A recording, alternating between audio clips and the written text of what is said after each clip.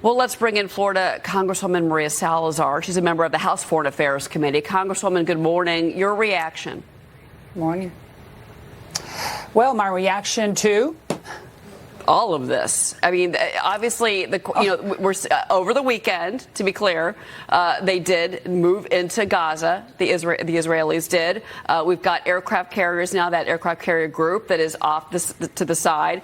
You have Iran that has been, as you know, and we all know, have talked about extensively, is funding and pushing Hamas. I mean, this is your committee in Congress. You're back to work now. You have a speaker.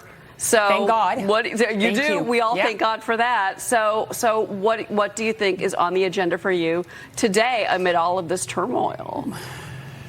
Well, and I agree with you because there's so much to comment on, and Israel has the right to defend itself.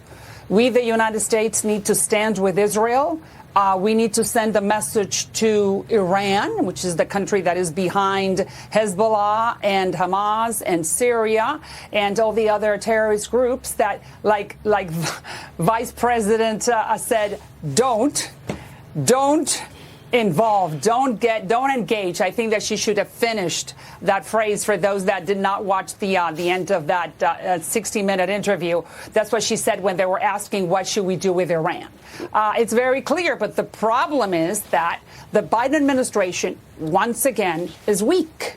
And when the White House is weak, the rest of the bad actors around the world play, and they play hard. And let's go to the border, which is another issue that we have. That I'm sure that there are news, and since you said I'm part of the House Foreign Affairs Committee, I'm the chairman of the subcommittee on the Western Hemisphere.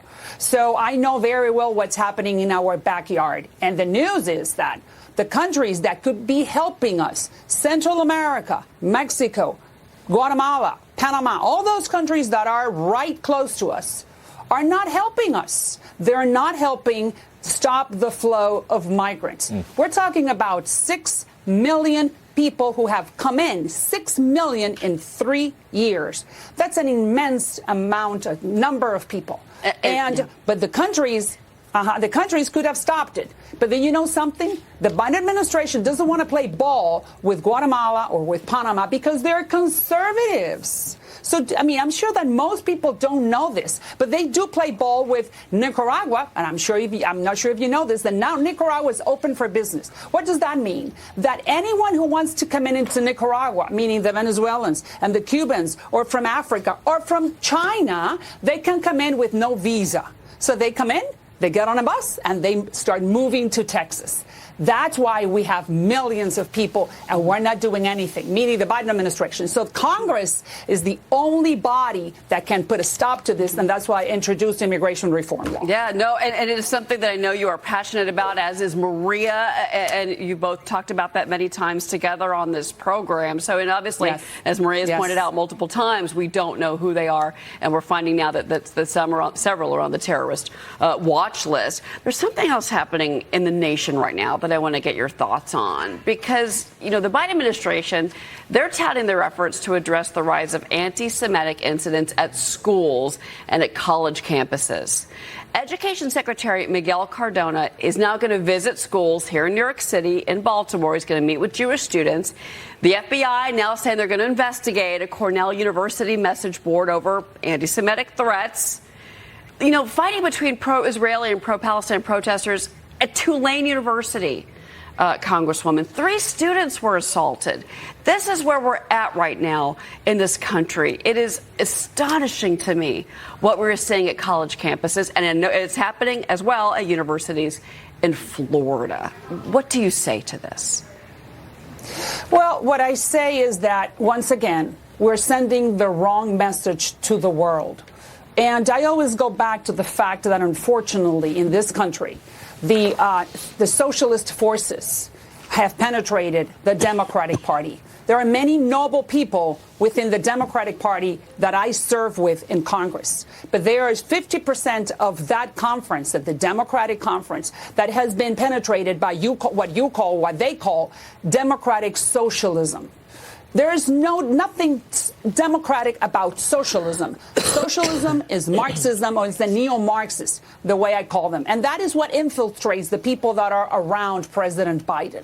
Yeah. And those are the ones who are not sending a clear signal that we stand next to the guy, meaning Israel, the only democratically elected government in the region, surrounded by pretty bad enemies, and someone who did not attack anyone but was attacked.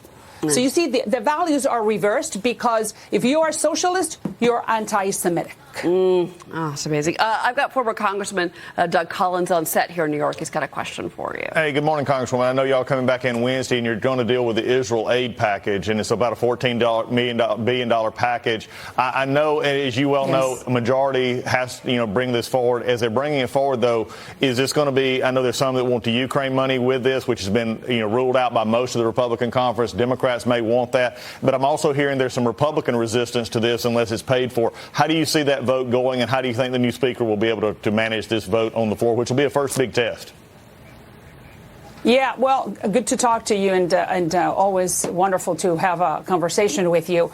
I think, for what I hear, Johnson is doing the job, and he's doing beautifully. I mean, poor guy, I fell on his lap. But I think he's going to do extraordinarily well, because he did not look for the job. He's there for the right reasons. So Johnson, I think, I heard last night that it was going to be a stand-alone bill, which I'm sure that the whole Republican Party in Congress will vote for that. I think it's around $14 billion. Don't quote me on it. But I know that in my position, I will vote for anything that helps Israel and Ukraine. Why?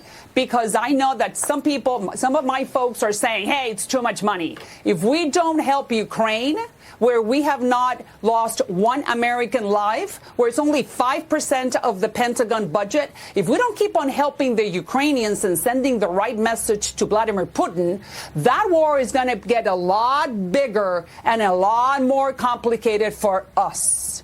And we know, I'm Cuban-American, first generation, represent the city of Miami, and we know what the Russians do to you. They crash you.